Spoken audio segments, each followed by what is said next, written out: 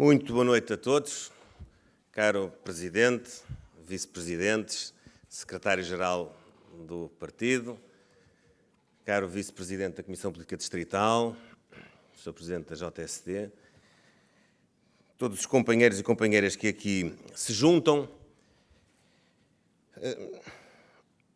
Eu quase que estava, enfim, tentado a pegar nesta última ideia que o Bruno Ventura aqui deixou para, muito brevemente, sintetizar aquele que foi o posicionamento político do partido, do seu grupo parlamentar, na discussão que está agora quase a terminar.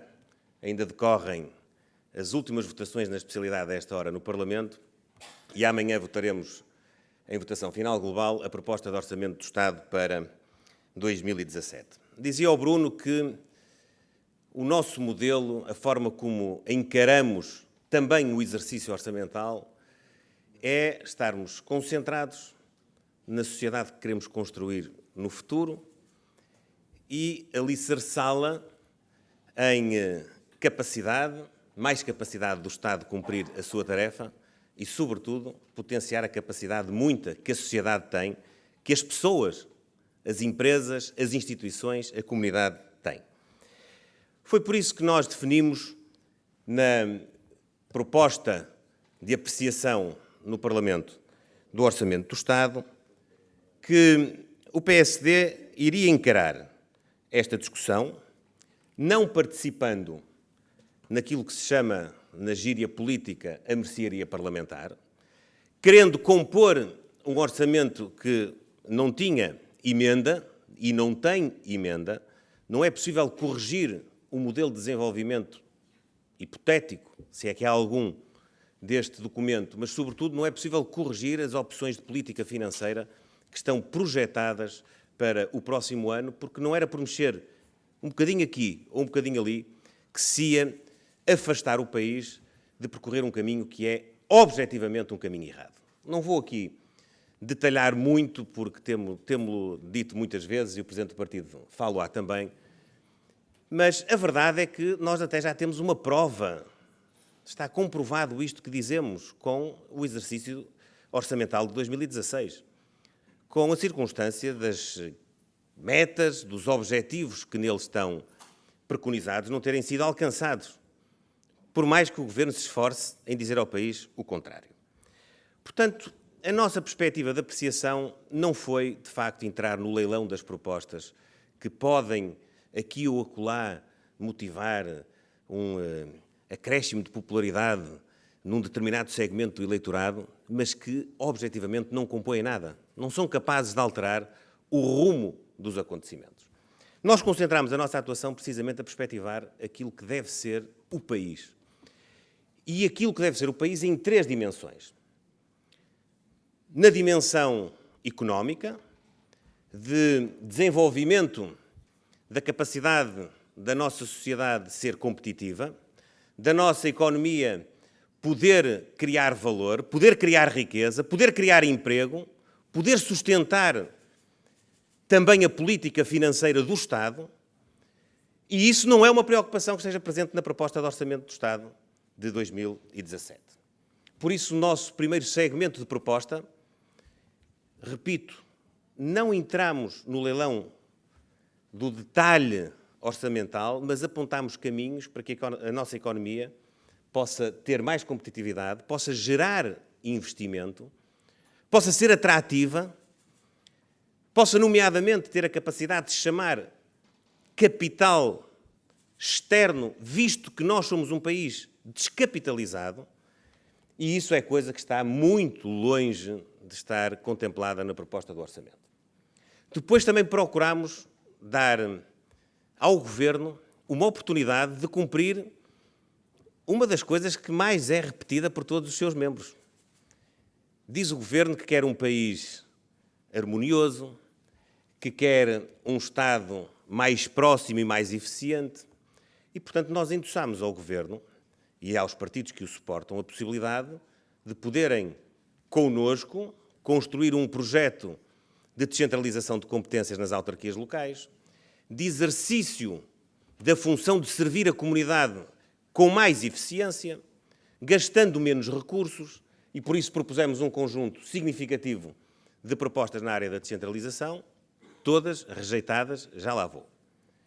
E, finalmente, ainda nos eixos estruturantes daqueles que se querem, como nós, concentrar não na tal política do dia-a-dia, nem nos ganhos de popularidade mais imediatos, mas, sobretudo, na construção de um Estado mais justo, de um Estado mais equitativo, propusemos ao Partido Socialista, mais uma vez, e a todos os partidos que suportam este Governo e ao próprio Governo, que pudéssemos discutir, aprofundar, estudar uma verdadeira reforma no sistema de segurança social com o intuito de garantir a todos aqueles que hoje contribuem porque estão na vida ativa para a sustentação deste modelo, garantir que, quando chegar a vez deles, o Estado está preparado para lhes assegurar também a sua pensão.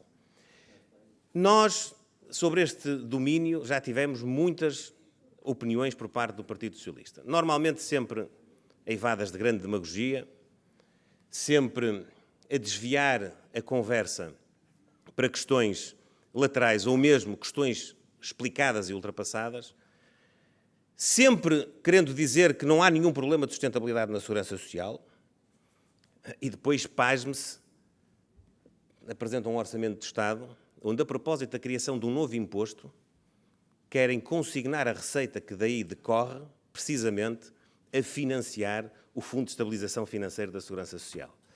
Quando essa não é a questão da sustentabilidade do nosso sistema. Para além destas questões estruturantes, nós quisemos colocar em cima da mesa 4 questões de princípio, já me dedicarei 2 minutos a elas, que visavam corrigir erros graves do Governo. Fomos bem-sucedidos em 2, não fomos nas demais. As propostas estruturantes que nós apresentámos para o investimento e para o crescimento foram várias.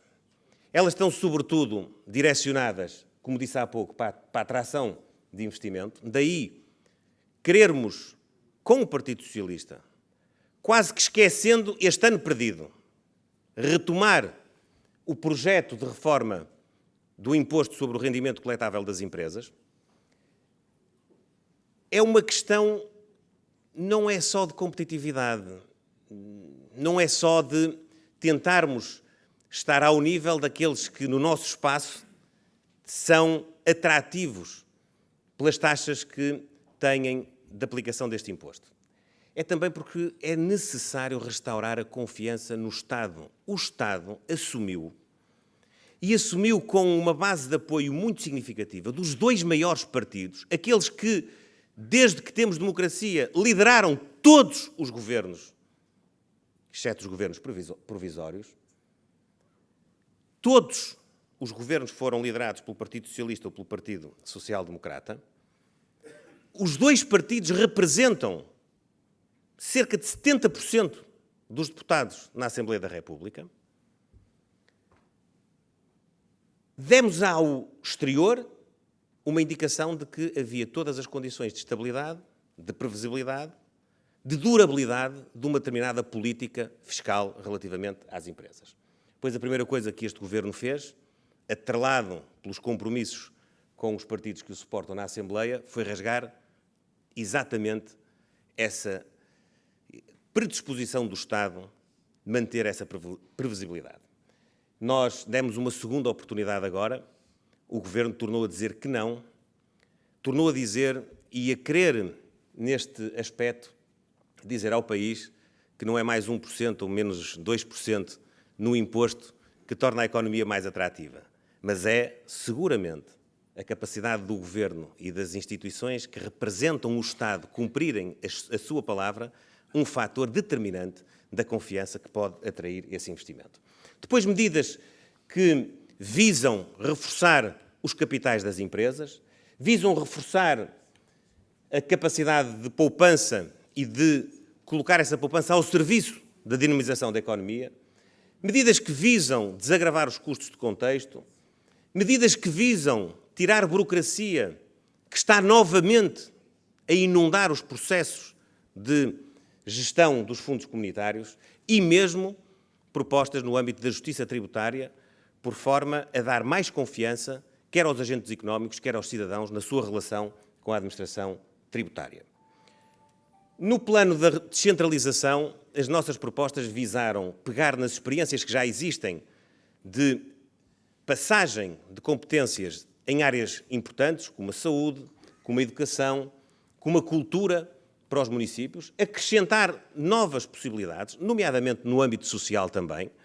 As autarquias são muitas vezes, já o fazem de resto, são muitas vezes o braço do Estado mais próximo dos cidadãos, e noutros domínios como a gestão da orla costeira, que não é tão incipiente como parece, a gestão florestal, o serviço público de transportes e serviços de atendimento da administração nessa perspectiva de aproximação.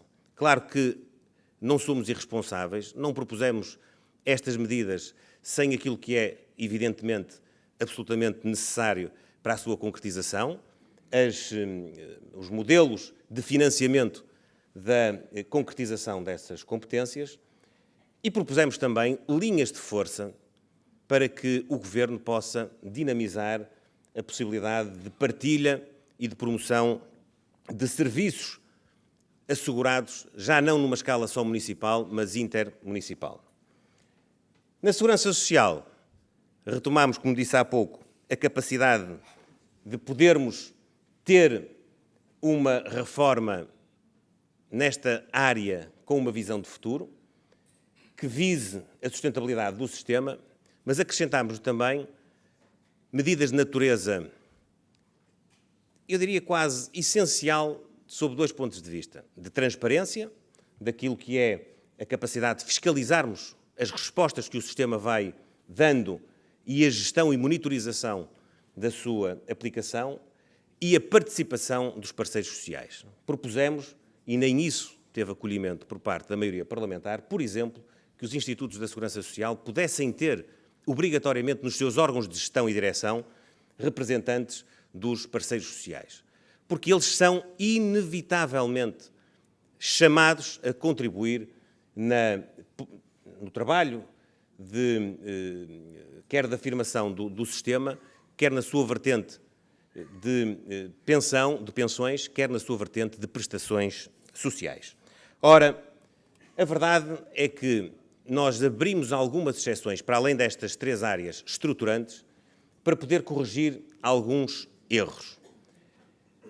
O primeiro, no âmbito daquilo que é muitas vezes apresentado por parte dos partidos que suportam o governo como uma coisa crucial, e é de facto, que é as garantias de independência da comunicação social. Sempre que estamos no governo, somos atacados de todas as maneiras de querer condicionar a comunicação social. Pois a verdade é que nós nunca fizemos aquilo que este governo se propunha fazer no início desta discussão orçamental, que era pura e simplesmente pôr a RTP à espera de uma decisão do seu Ministro das Finanças para poder ter acesso ao financiamento que advém da contribuição para o audiovisual, que sempre foi entregue pela administração tributária diretamente à RTP para poder cumprir o respectivo orçamento. Foram hoje aprovadas todas as propostas de todos os grupos parlamentares. Foi relativamente fácil demonstrar o erro desta determinação, mas atenção, demonstrar o erro não significa que nós nos esqueçamos daquilo que era o objetivo que estava por trás dele. E o objetivo era muito claro. Era obrigar a administração da RTP a estar dependente da vontade política para poder financiar a sua atividade. Depois, no âmbito da fraude fiscal, um erro que também detectámos, eu não quero julgar ninguém, mas lá que, com ou sem intenção, havia uma forma de poder transformar determinadas atitudes lesivas da administração fiscal em processos contornacionais e não em processos criminais, lá que isso estava na proposta inicial do orçamento, estava. Repito, não sei se havia alguma intenção declarada ou determinada ou pré-determinada relativamente a essa possibilidade. Mas lá que o articulado o permitia, a tal ponto que também aí os partidos que suportam o governo acabaram por viabilizar a nossa alteração. Depois, nas pensões mínimas, só por uma questão de justiça e por uma questão que é politicamente muito relevante. O Partido Socialista, como todos têm presente, e os partidos que suportam o governo, apesar de tentarem dizer muitas vezes o contrário, criaram um mecanismo de aumento extraordinário das pensões abaixo de 628 euros, tirando do âmbito de aplicação dessa medida as pensões mínimas sociais e rurais, que nós tínhamos, de resto, descongelado, depois de terem sido congeladas já em 2010 pelo governo do engenheiro Sócrates, portanto, criando aqui uma injustiça declarada, atacaram-nos de tudo e mais alguma coisa. De tudo e mais alguma coisa. Para 3 semanas depois, darem o dito por não dito, o ministro contradizer-se, aliás, ele nem tem falado muito nos últimos dias, vá-se lá saber porquê, e admitir que essa injustiça era gritante. Corrigiram-na parcialmente. Mas não corrigiram o descarado eleitoralismo que reveste esta medida. Não lembra a ninguém. Não há razão nenhuma, financeira, política, tirando essa do eleitoralismo, sistémica, a que quiserem, que justifique que o Estado, dizendo ao país que tem uma determinada verba que pode permitir um aumento extraordinário de determinadas pensões, o faça em agosto do ano a que dizem respeito. Dá-se a coincidência de ser mais ou menos entre 30 a 50 dias antes da data estimada para as eleições autárquicas. Mas aí o despudor foi mesmo ao limite, porque se é certo que na parte da injustiça ela foi parcialmente corrigida, na parte do eleitoralismo eles alimentam-se todos da mesma cartilha e Partido Socialista, Partido Comunista, Bloco de Esquerda, acham todos bem que as pensões possam ter um acréscimo extraordinário em agosto. Quem diria até que os partidos mais à esquerda deste Partido Socialista, o Bloco de Esquerda e o Partido Comunista, ficariam tão satisfeitos com este eleitoralismo do governo. E deixei propositadamente para o fim uma última matéria que também foi alvo da nossa intervenção. A questão da Caixa Geral de Depósitos.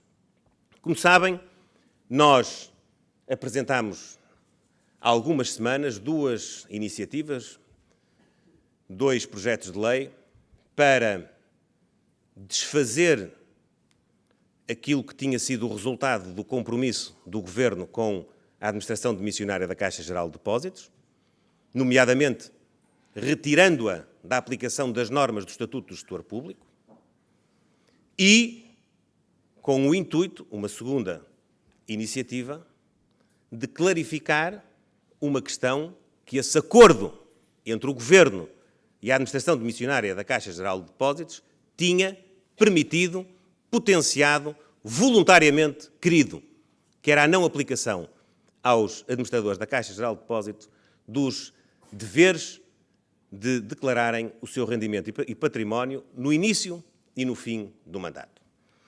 Ora, sobre estas 2 propostas, como sabem, houve comportamentos diferentes, mas só de um partido. Convém esclarecer. A parte respeitante à política salarial e à aplicação do Estatuto do Gestor Público foi rejeitada a nossa proposta pelo Partido Socialista, pelo Partido Comunista e pelo Bloco de Esquerda.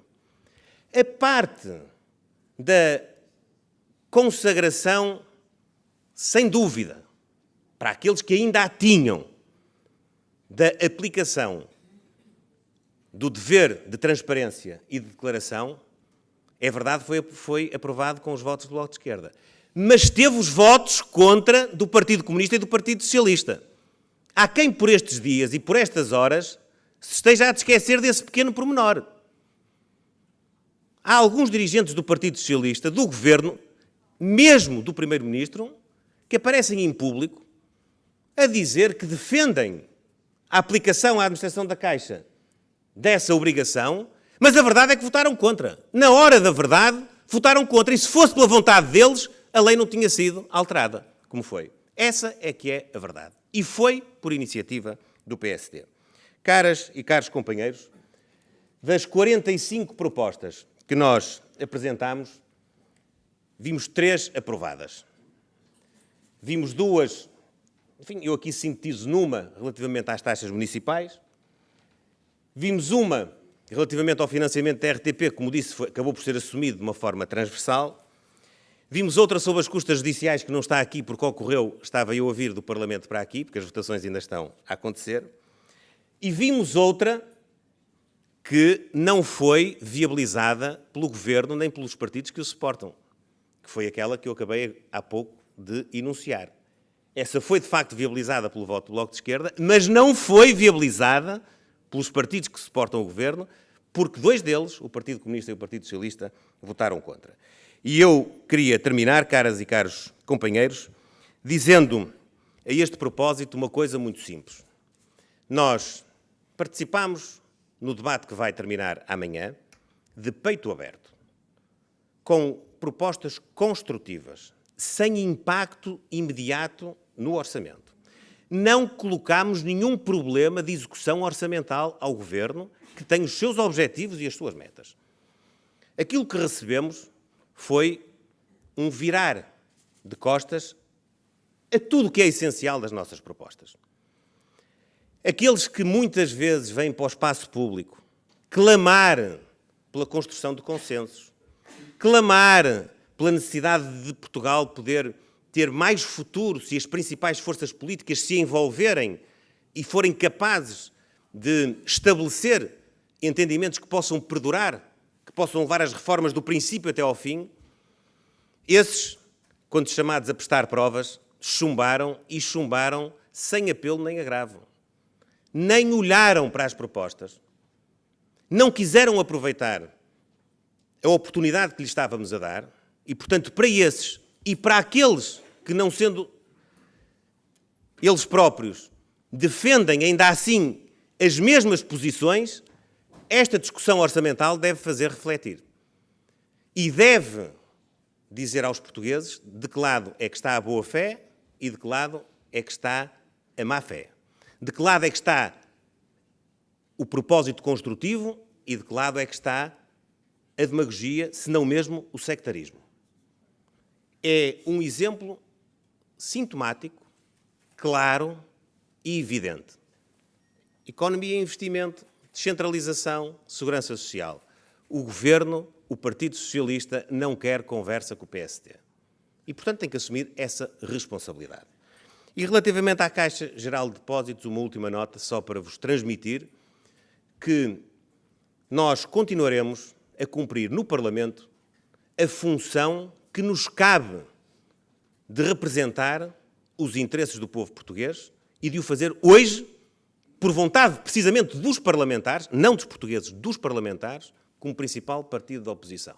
Nós temos, não é o direito, esse também o temos, mas é a obrigação de fiscalizar e escrutinar a ação governativa. Esse é, por definição, o primeiro dos trabalhos de um partido na oposição. Com certeza que nós também queremos construir uma alternativa. Mas nesta circunstância e nesta legislatura, nós temos de cumprir a nossa tarefa de fiscalizar e de escrutinar a ação do Governo. E aqueles que pensam que nós quisemos politizar a questão da Caixa Geral de Depósitos, eu não sei o que é que queriam em contraponto. Queriam que o maior partido da oposição se silenciasse e silenciasse a sociedade portuguesa quando um governo faz acordos que não são públicos, que são notórios, mas não são públicos, com uma hipotética administração, que o maior partido da oposição assobiu para o ar quando se fala de injetar capital público, que tudo junto dá mais de 5 mil milhões de euros, que o maior partido da oposição permita que não haja limitações na política salarial dos administradores do Banco Público, que o maior partido da oposição silencie o debate quando os administradores do Banco Público não querem entregar as declarações de rendimentos e de património, porque se tivessem querido, tê-lo-iam feito no prazo que a lei estipula, E agora criam também o quê? Que o maior partido da oposição, só porque a administração entendeu que não tinha condições, não pedisse explicação sobre essa atitude, que passasse à margem o país saber por que razão esta administração sente que não tem condições, mas, sobretudo, que passasse à margem da explicação do Governo para dizer porque é que fez isto tudo e do Dr. António Costa, que é Primeiro-Ministro, que foi o grande mentor de todo este processo, pudesse chegar ao fim e, com o sorriso que lhe conhecemos, dissesse: demitiram-se, pronto, estão demitidos, foram à vida deles. E este ano que nós perdemos, e a substância das decisões que ele patrocinou, criou, pensou, executou ou mandou executar, cria um silêncio do maior partido da oposição. Creio que nós estamos muito conscientes do sentido de responsabilidade que estas matérias merecem. Mas nós fazemos na oposição o que já fazíamos no Governo. E já agora, hoje especialmente, que há um Primeiro-Ministro que sacode a água do capote, que diz que não tem nada a ver com este assunto, porque este assunto é difícil para ele e para o Governo. Que diferença entre o atual e o anterior Primeiro-Ministro?